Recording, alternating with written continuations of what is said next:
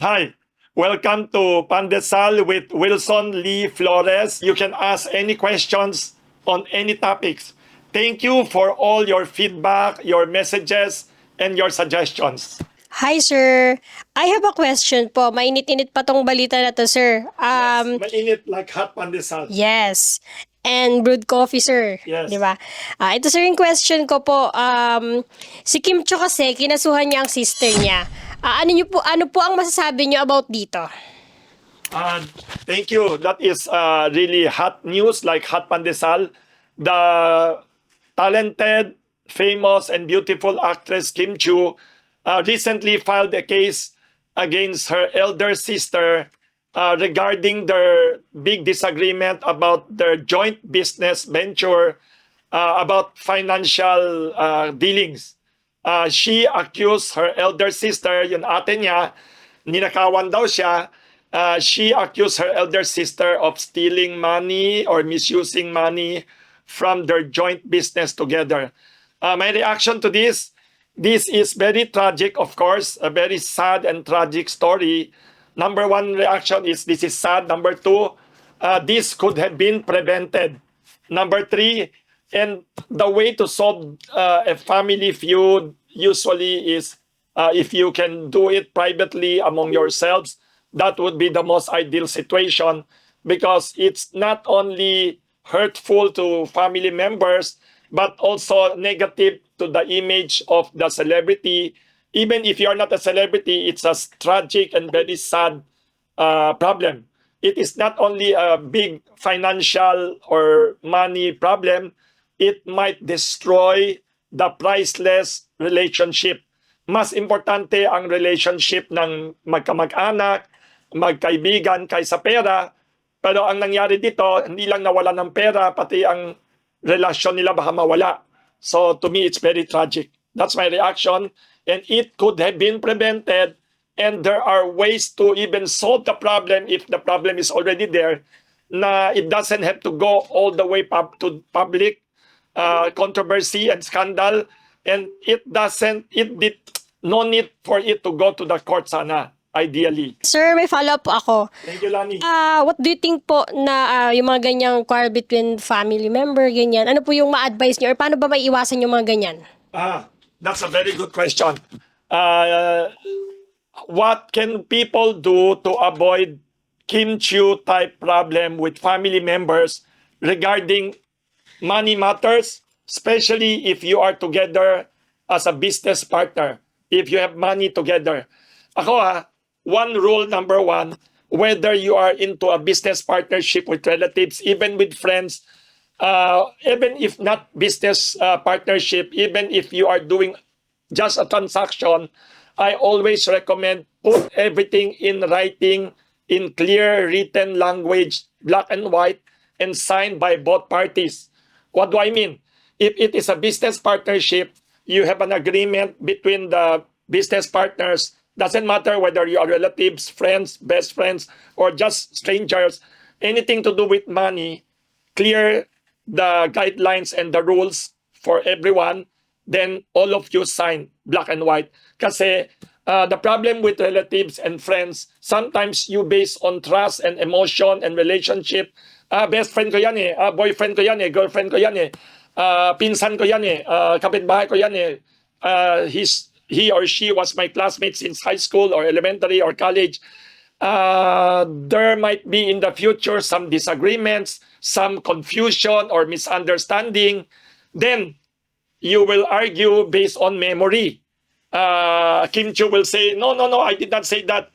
Then the ate, the elder sister will say, sinabi mo yan noon eh, when we were starting the second year of the business, you said, bahada ako, ganyan. No.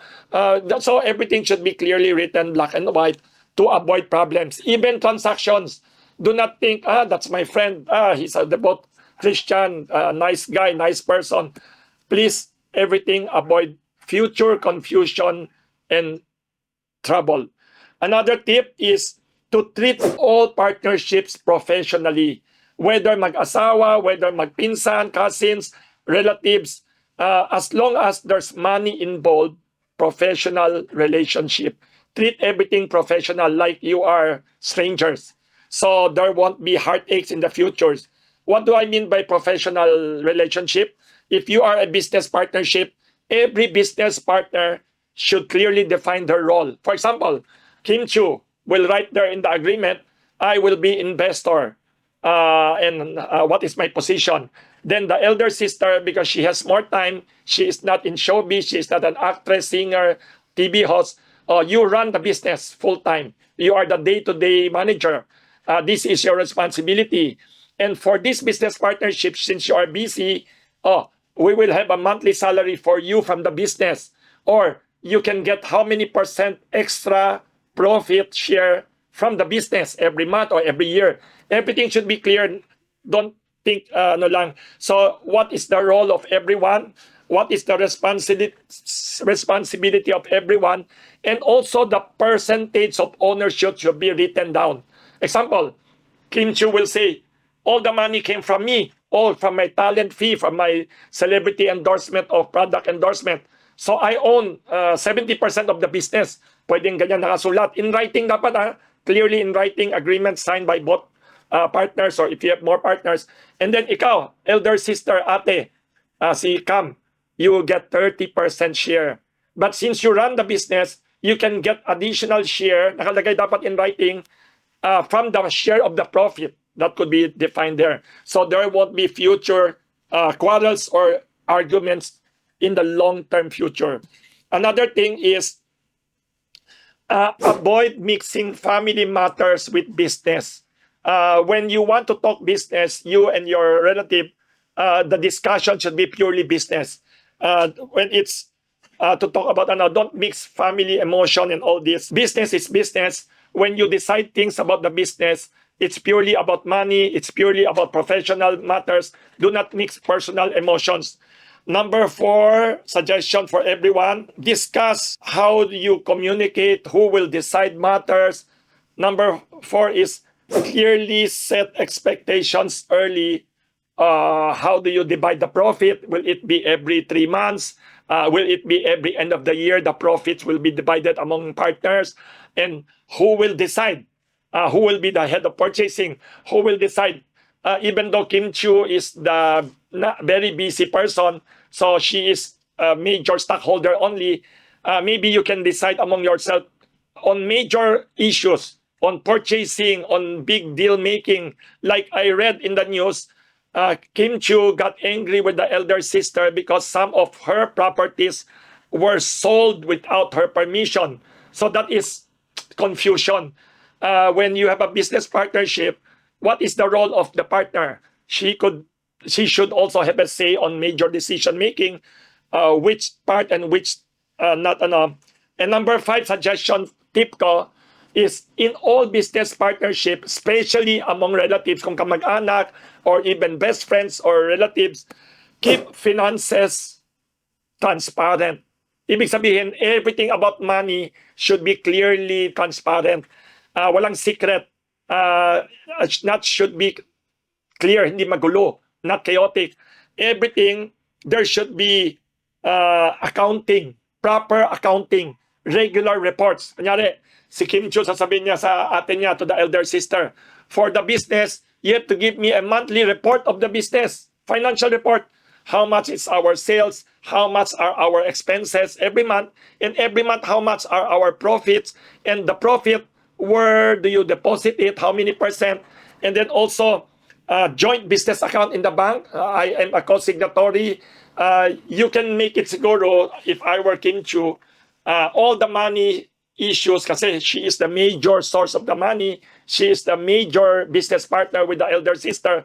I would have told Kim Chiu, all the checks, I and you, the two of us will sign above this amount. Above 500,000, the two of us will sign, or 1 million and above, or there are procedures and agreements. And also, very important, financial updates. It cannot be na, tiwala ako dyan, I trust that person, that's my ate, that's my best friend. So, after 5 years, bahala na. Bahala na yan, sigurado okay yan. Cannot be like that. It should be regular financial reports. Another important number 6 is you have to agree since the start and the beginning on exit strategy. For example, in the future, if you want to get out of the business already, you don't like your ate to be your partner anymore, or your ate is busy with other things, she doesn't want Kim Chiu to be with the business together already, how do you leave the business partnership? How do you sell it to other people? Example, if suddenly the elder sister of Kim Chiu will say, ayaw ko na dito sa business, I just want to sell my share. There should be an agreement that says, you can only sell first person to offer to Kim Chiu. You cannot just sell it to anybody or to the enemy of Kim Chiu or to a stranger that Kim Chiu doesn't like. There should be right of first refusal agreement.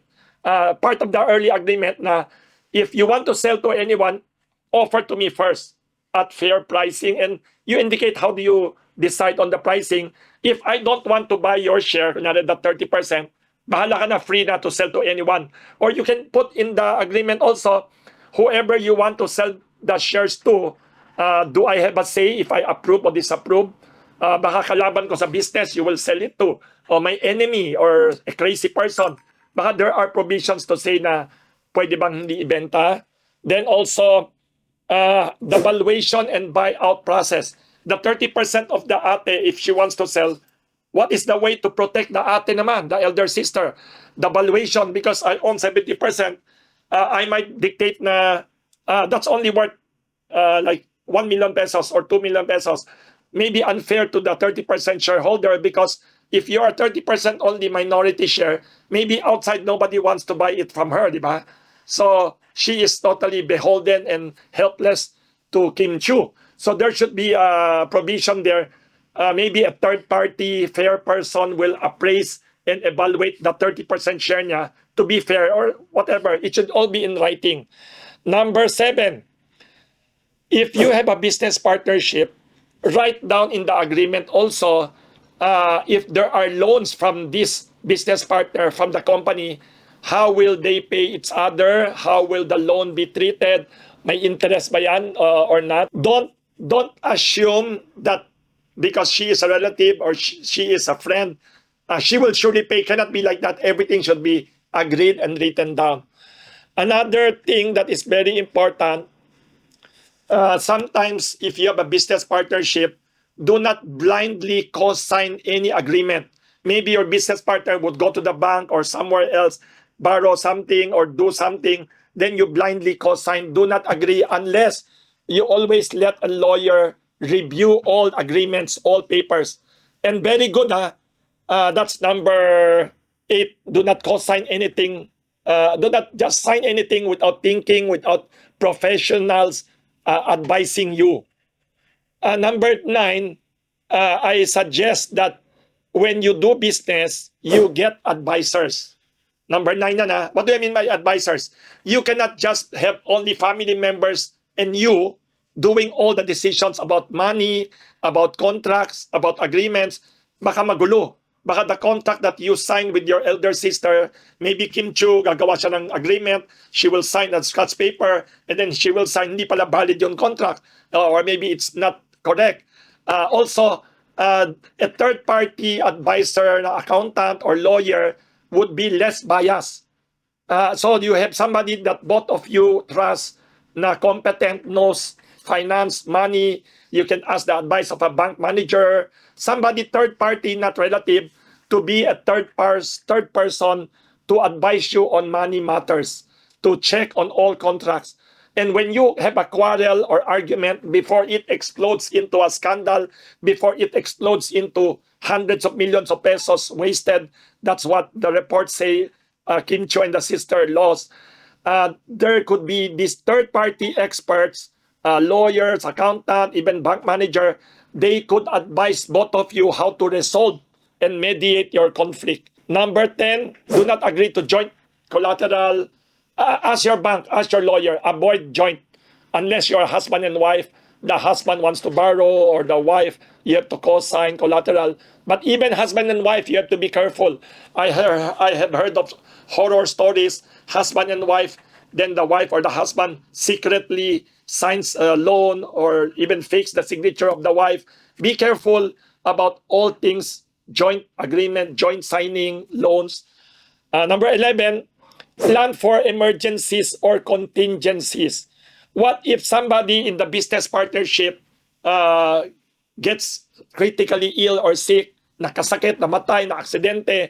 What will happen to the business?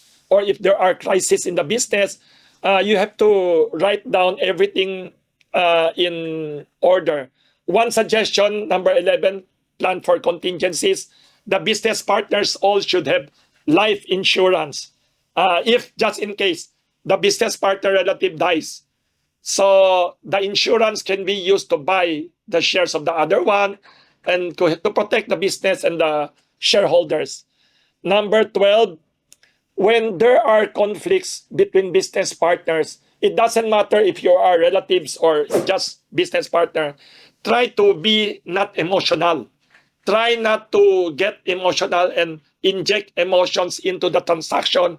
It will color your judgment. You will not be objective. It's easier said than done. Mabilis sabihin, mahirap gawin kasi we are all human beings made up of emotions.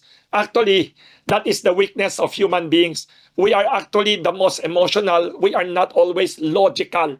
So if there are issues, questions, or quarrels like what happened to Kim Chiu and the elder sister, please avoid emotional decisions.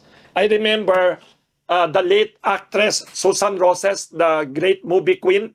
She told me she and the actor Fernando Po Jr., her husband, the king of Philippine movies, the queen of Philippine movies, when they became the wedding godchildren of the late President Ferdinand E. Marcos in the 1970s or 1960s, ninong niya sa kasal, I asked Susan Roses, what was the advice of President Marcos to you? And then Susan Roses said, the late President Marcos advised to Fernando Po Jr. and to her, Susan Roses, do not decide or make decisions when you are emotional. What do you mean? Huwag mag-decide pag emotional ka. If you are too happy, if you are too sad, if you are too excited, if you are afraid, if you are confused, or at the spur of the moment, enthusiastic, something happened, you immediately react and you immediately decide, you might regret it. Let time pass, let the emotions go, like yung being too happy or too sad or afraid, let it pass. Do not immediately decide, delay. Separate emotion from logic and decision making. In quarreling or business partnerships, separate emotions during conflicts. Number 13, never mix your money with personal spending. What do I mean? If you have a business together like Kim Chiu and the elder sister, do not mix your personal money with your business company's money. Like you want to spend for business, should be separate sa business. Your savings also business. Personal money of Kim Chiu and the sister, personal financial transaction, keep it separate so you can keep track and decide and assess if you are doing well or not. And document every transaction, every expenses, write it down. You know, that's what I do when I am invited to travel abroad. Even I buy soft drink, even if I buy a juice, even if I buy a sandwich or something on the street, I try to get the receipt and keep it in a small envelope in my wallet or somewhere, so I will keep track. Number one, if you keep track, you monitor, you will not be disorganized, you will not overspend, and you will not be confused what happened to your money anymore. More important in business partnerships, especially with relatives. Regular meetings just focusing on the business partnership is required. You cannot go on and on 1 year, 2 years, 10 years of doing business together. Informal chat during birthdays, informal conversations during New Year celebration. Magulo yan. You should have a regular set time when Kim Chiu and the elder sister or any business partners will sit down and just talk even for 30 minutes or 1 hour just about the business and the topics business only. Another thing very important, when the business partnership of you and your relative or you and your best friend or your neighbor or your classmate, your teacher, whatever happened in business, if it is already too toxic, too problematic, don't let it get worse and worse to the point it will destroy your relationship. What Kim Chiu and the elder sister should have done years ago, sabi ni Kim Chiu, I read in the news, sabi ni Kim Chiu, through the years, she already had suspicions, she already had questions, siguro tinatanong-tanong na, pero pinapalampas lang, okay lang, let it pass, later on we will discuss and check. Do not let problems worsen. Better to cut and stop the business partnership in order to save the priceless sisters and siblings relationship or cousins or friends more than the business. So be prepared to walk away and cut the business partnership if necessary, if already toxic and problematic and starting to sound hopeless. Then look at what happened. Kim Chiu, after years of all these problems piling up, exploding, and becoming worse and worse, now they don't talk anymore. They shout at each other already, I think, to the point Kim Chiu has to go to the court pa to get a lawyer to go to the court and sue the sister in a very public quarrel, which is not win-win, good for both people. So those are my suggestions on how to avoid quarrels in business partnerships, not only with relatives, even with friends and purely business relationships and partnerships. Any other questions you'd like to ask? Feel free. Here at Pandesal with Wilson Lee Flores at Kamuning Bakery Cafe. Hello po, sir. Yes. Actually, sir, in recent years, there are so very many family issues katulad Yes. ni yung nga po kay Kim Chiu and her sister. King joined the Tapos si si Aimee, tas si Bongbong gano'n. Tapos sila Amy Marcos and the younger brother, President Bongbong Marcos. yun na nga po, sir. They now have a public quarrel. That is also sad news for the family. I sincerely hope both of them can talk because the best way to resolve any misunderstanding is to talk often, to communicate. There are many things that can be solved when you talk to each other. Speaking of talking with each other naman, sir, napabalita, sir, na si Chris Aquino daw, and then the former President Pinoy daw, sir, hindi na daw po masyado nag-uusap. Nag-uusap na lang daw sila bago daw po mawala po si Pinoy. Anong mo dun, sir? Napabalita mo ba yun, sir? I also read that news when former President Noynoy Aquino of the Philippines suddenly passed away a few years ago. His younger sister, former actress and TV host Chris Aquino, said in public that she was very glad that at least before he passed away, they were both already talking to each other. So I was surprised. That means that for some years, there was a gap between Noynoy Aquino and Chris Aquino. That to me is sad. But reading the news, her statement that they were talking already before he passed away, to me that's comforting, good news. I hope relatives can patch up differences and talk. Patungkol naman po dun sa sir, sir, dun sa mga Barreto sisters, sir. Hindi naman sa sir, hindi naman sa yes. chismoso, sir, Yes, the three sisters, the three actresses, Gretchen Barreto, Claudine Barreto, Marjorie Barreto, very fascinating. These are like the Kardashian sisters of the Hollywood. Sino pang similar to them? I think they are prettier. These three Barreto sisters are pretty. And I think they are talented and quite tough-minded actresses. Very sad that their quarrels have become complicated and have become headline news in the showbiz section of the newspapers, radio and TV and online news. I sincerely wish them peace and non-stop communication. Again, I always advise people, if there are quarrels, misunderstandings, conflicts, grudges, the best way forward talaga is communication. Talk directly, not through other people. Do not communicate through the media, through the chismis. Do not communicate through other people. The message might end up differently when it arrives to you. So I always recommend people who have disagreements, whether they are Gretchen Barreto, Claudine or Marjorie Barreto or si Aling Petra dyan o Aling whatever, Basyang dyan. It doesn't matter. Communicate. Talk directly to the person you hate or you think hates you. You might be surprised. There might be compromises and there might be some possible good news. If not resolve your problems, kung hindi ma-solve yan by communication, at least if you are talking to each other, it might lessen the hate. It might lessen the misunderstanding. That's what I sincerely believe. Do not be emotional and let ego dominate your life. It's easier to have less enemies in the world, I think. Sir, let's put a step back naman sa Yes. sa chismis, no? Let's be historical naman, sir. Yes, I'll ask you about naman sa medyo malapit lang na history. I'll ask you about Cory Cuangco Aquino and Danding Cuangco. Meron ka bang alam about them? Thank you, thank you. That's another interesting question. The late President Corazon Cuangco Aquino and her first cousin, the late San Miguel Corporation chairman, the late Ambassador Eduardo Danding Cuangco Jr., both their fathers were brothers. Unfortunately, they also had a gap. They had some conflict.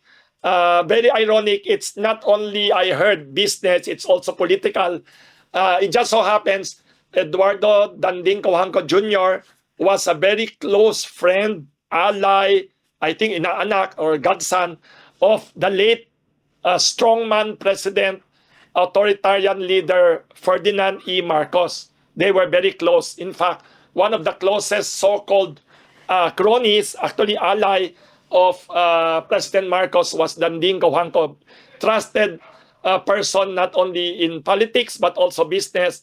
Ironically, the first cousin of Danding Cuangco, Cory Aquino naman, was married to the opposition senator, brilliant and energetic opposition senator Benigno Aquino Jr. or Ninoy Aquino, who everybody knows had ambitions to become president of the Philippines. So you have President Ferdinand Marcos as president, and you have the opposition leader Ninoy Aquino, and their two relatives, the two Cuangco relatives, are allied to each other and also have conflicts. I read in history that Cory Aquino's father was the eldest brother, and Danding Cuangco's father was also a brother. They also had disagreement. I read that they used to be in a family business together. There was a bank that they were together in.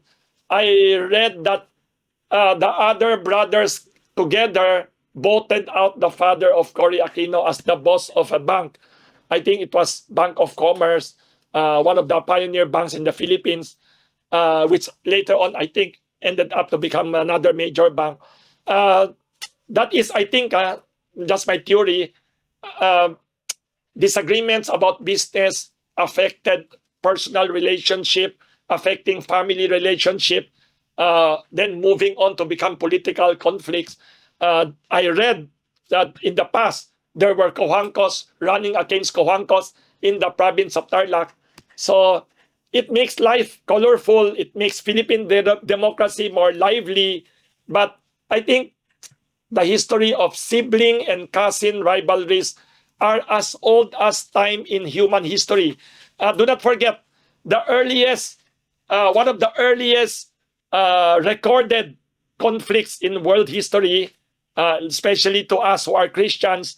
If you read the Bible in the Genesis, in the book of Genesis, Adam and Eve had Cain and Abel. Cain and Abel, two brothers, not only became rivals. I think the phrase sibling rivalry started there. They hated each other, not hated each other pala. Cain, di ba, was jealous of Abel, and one brother killed another brother, may be recorded as the first murder in history of humanity. So sibling rivalry, cousin rivalry, relative rivalry is as old as time. And I have an observation. many of the rivalries and quarrels of the world, sometimes quarrels among business people, business competitors, political dynasties, and political enemies or competitors in elections.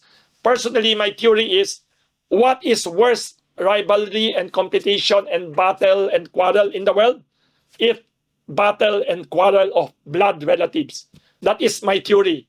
If you are related and you quarrel, that's worse than ordinary business people quarreling with each other. Look at Kim Chiu and the elder sister. It's very sad and very tragic, but look at that.